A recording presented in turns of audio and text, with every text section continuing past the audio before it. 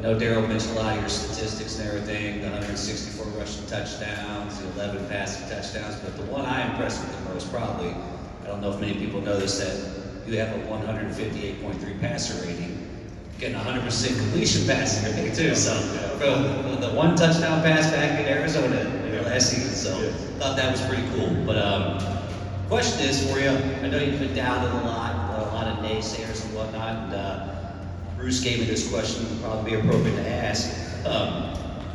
There's a so-called recruiting expert that you may remember, and I'm sure you do, that said you were too slow. I couldn't get out. I probably get to stop if you know his name. So for people that don't know, it's Max Infigure. Did you ever get the chance to have a chat with him? I never met the man before in my life. Don't blame me. But this is a prime example of people truly, everybody having their opinion about something. And this guy, supposed to be this expert, it's amazing how many people are experts, now they call them influencers, had his thoughts about me as a running back, just like someone would have their thoughts about you as a person. Whether or not they're right or factual or whatever, he was right in the context that I'm not the biggest. True, I'm only 5'9.5", which means I'm not Bo Jackson size, I'm not Eric Dickerson size, nor Marcus Allen size. I only weighed 200 at that time. I probably was, coming out of high school, so I was probably 190 pounds. I didn't run a 4.2 or 4.3 like Bo Jackson or 4.1, or I wasn't as big as Herschel Walker, so quite naturally, I was not that prototypical running back or that prototypical college back.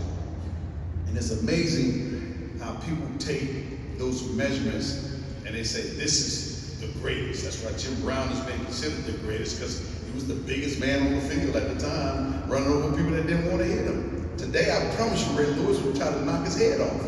I promise you there are guys out there in the football field that would be around there trying to knock his head off.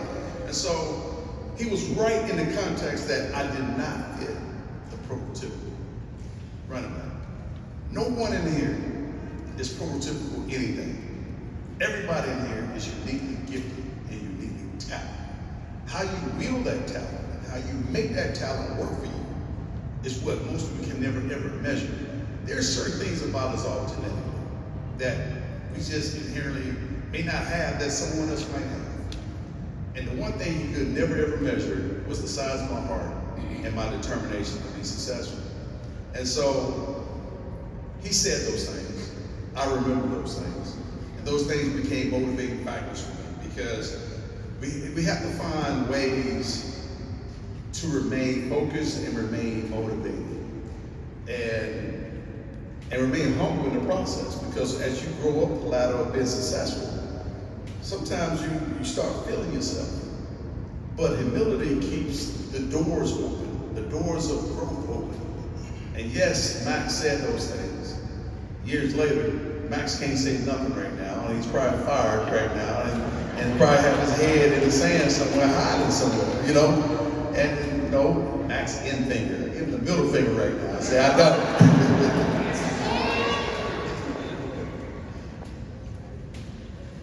What was the toughest NFL stadium you played in and the most memorable story from it?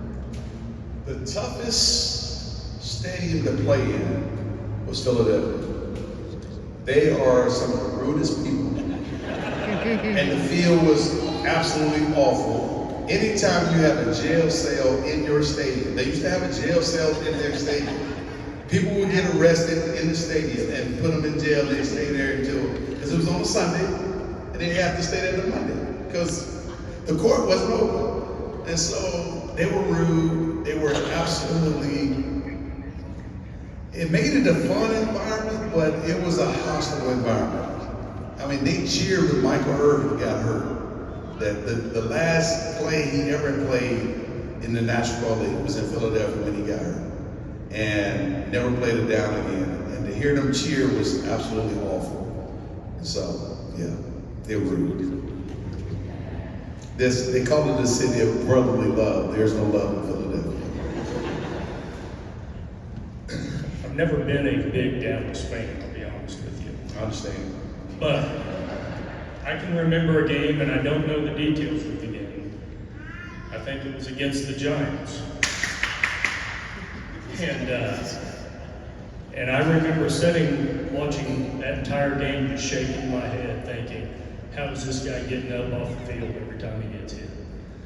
I think he had a broken collarbone or maybe a dislocated shoulder or something like that. Can you just speak to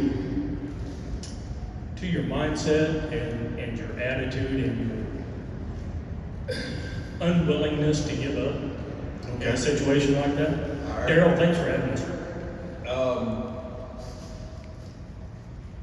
First and foremost, I like to look at it like this.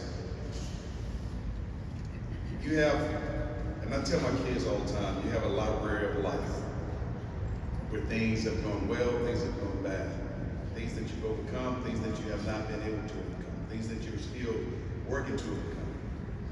And you've been faced with a number of different challenges. And oftentimes we do things that we don't know when we will need them. For me, when I was younger, I'll never forget playing across the street from my grandmother's house on Sundays with my cousins. And I'm probably 6, 7 years old. After church, we would go across the street and we'd play football. It'd be the Smith brothers versus the Beck brothers. 2-on-2, tackle football, and my older cousins were the coaches. They were high schoolers teaching us the game of football. Fundamentals, everything, tackling, catching, throwing the ball, everything else. Well, when you're that young, and as young kids would, when you fall and you skin up something, you see blood, you think you're dying, because you've never seen it before.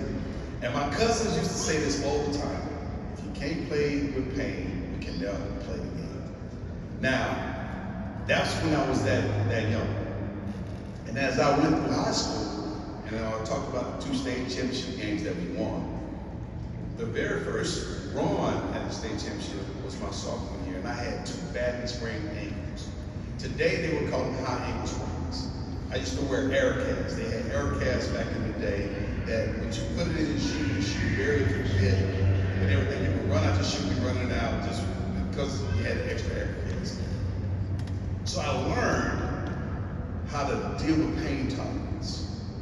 So in this particular game, the Giants, Cowboys, 92 in New York, January 2nd. The game is for all the marbles. Home field advantage. We win, we have home field advantage. We lose, we don't have home field advantage. We got to go right back to New York the next week. Very important game. Yes, I get hurt. I get hurt right before the half. Separate my shoulder. Don't know how bad it is. They just say it's great. I knew it hurt. So we go into the locker room right before the half. They're looking at it, they're evaluating. I'm like, dude, you gotta separate your shoulder. Now, I don't need to tell you we need you in this game, but we need you in this game. And so I'm like, okay, so what you want to do? He said, well, this is what we can do. We can give you a shot to help with some of the pain, or we can give you some Vicodin, whatever to help with some of the pain. I said, I'm not taking the shot, because if something go wrong, I want to know, I want to feel it. I want to know what's happening, because I need to be able to take something. And then he said, okay, we'll give you some Vicodin. Give me 2 of them. And then they said, we're going to also take 2 knee pads, and we're going to cut a donut in those 2 knee pads, and we're going to tape them together. And we're going to strap them on your shoulder, so that you have space. So when you hit, that space make room for the shoulder.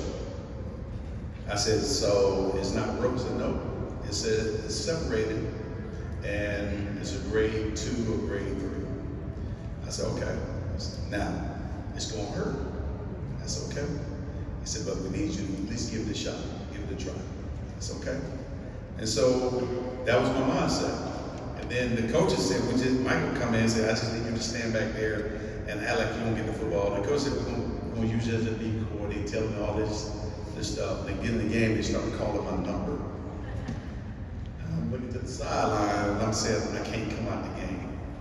Ironically, my parents, 2 of my cousins, no, 3 of my cousins that was teaching us the game, they were in the stand.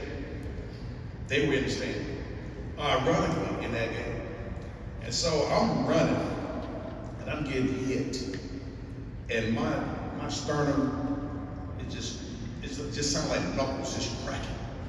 I bruised my sternum in the game, didn't realize it until afterwards.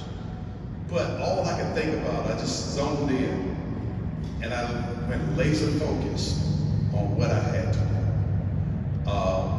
Pain was there. I just zoned in and listened at what Troy was saying, calling the plays.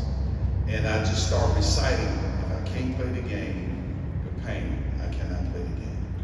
I recited it the whole second half, including overtime. And I just ran. And I tried to run as hard as I could to just to try to neutralize the attack. And all I could do was just figure out ways to maneuver my body to where people could not get a direct shot on that shoulder. Made it through and kicked the field goal, we won the game. But I was in pain the whole entire time. And so developing that mental toughness occurred a long time ago before I actually needed to exercise it at the biggest level. So that prepared me for a lot of things that I would do. And that also reminded me that I can overcome challenges.